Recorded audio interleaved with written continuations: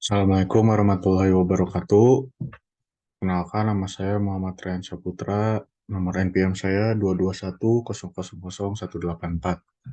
Saya dari kelas D semester 2. Di sini saya akan menjelaskan berlakunya hukum pidana berdasarkan waktu pasal 1 sampai 3 KUHP baru.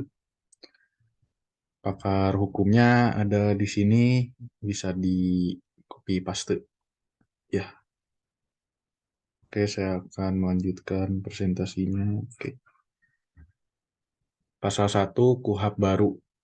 Pasal 1 ayat 1, tidak ada satu perbuatan pun yang dapat dikenai sanksi pidana dan atau tindakan, kecuali atas kekuatan peraturan pidana dalam peraturan perundang-undangan yang telah ada sebelum perbuatan dilakukan. Pasal 1 ayat 2 berbunyi dalam menetapkan adanya tindak pidana dilarang digunakan analogi. Oke, selanjutnya pasal 2 KUHP baru, pasal 2 ayat 1 berbunyi ketentuan sebagaimana dimaksud dalam pasal 1 ayat 1 tidak mengurangi berlakunya hukum yang hidup dalam masyarakat yang menentukan bahwa seseorang patut dipidana walaupun perbuatan tersebut tidak diatur dalam undang-undang ini. Pasal 2 ayat 2 berbunyi hukum yang hidup dalam masyarakat sebagaimana dimaksud pada ayat 1 berlaku dalam tempat hukum itu hidup dan sepanjang tidak diatur dalam undang-undang ini dan sesuai dengan nilai-nilai yang terkandung dalam Pancasila, Undang-Undang Dasar Negara Republik Indonesia tahun 1945, hak asasi manusia, dan asas hukum umum yang diakui masyarakat bangsa-bangsa. Pasal 2 ayat 3 berbunyi ketentuan mengenai tata cara dan kriteria penetapan hukum yang hidup dalam masyarakat diatur dengan peraturan pemerintah. Selanjutnya yaitu pasal 3 ayat 1. Dalam hal terdapat perubahan peraturan perundang-undangan sesudah perbuatan terjadi, diberlakukan peraturan perundang-undangan yang baru, kecuali ketentuan peraturan perundang-undangan yang lama menguntungkan bagi pelaku dan pembantu tindak pidana. Pasal 3 ayat 2 berbunyi dalam hal perbuatan yang terjadi tidak lagi merupakan tindak pidana menurut peraturan perundang-undangan yang baru. Proses hukum terhadap tersangka ataupun terdakwa harus dihentikan demi hukum. Selanjutnya yaitu pasal 3 ayat 3 berbunyi dalam hal ketentuan sebagaimana dimaksud pada ayat 2 diterapkan bagi tersangka atau terdakwa yang berada dalam tahanan. Tersangka atau terdakwa dibebaskan oleh pejabat yang berwenang sesuai dengan tingkat pemeriksaan. Pasal 3 ayat 4 berbunyi dalam hal setelah putusan pemindanaan berkekuatan hukum tetap dan perbuatan yang terjadi tidak lagi merupakan tindak pidana menurut peraturan perundang-undangan yang baru. Pelaksanaan putusan pemindanaan dihapuskan. Selanjutnya yaitu pasal 3 ayat 5 berbunyi dalam hal putusan pemindanaan telah berkekuatan hukum tetap sebagaimana dimaksud pada ayat 4. Instansi atau pejabat yang melaksanakan pembebasan merupakan instansi atau pejabat yang berwenang. Pasal 3 ayat 6 berbunyi pembebasan sebagaimana dimaksud pada ayat 3 dan ayat 5 tidak menimbulkan hak bagi tersangka, terdakwa, atau terpidana menuntut ganti rugi. Pasal 3 ayat 7 berbunyi dalam hal setelah putusan pemindanaan berkekuatan hukum tetap dan perbuatan yang terjadi diancam dengan pidana yang lebih ringan menurut peraturan perundang-undangan yang baru, pelaksanaan putusan pemindanaan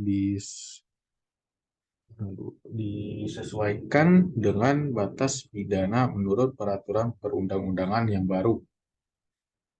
Selanjutnya yaitu kesimpulan. Nah, saya akan menjelaskan tentang kesimpulannya.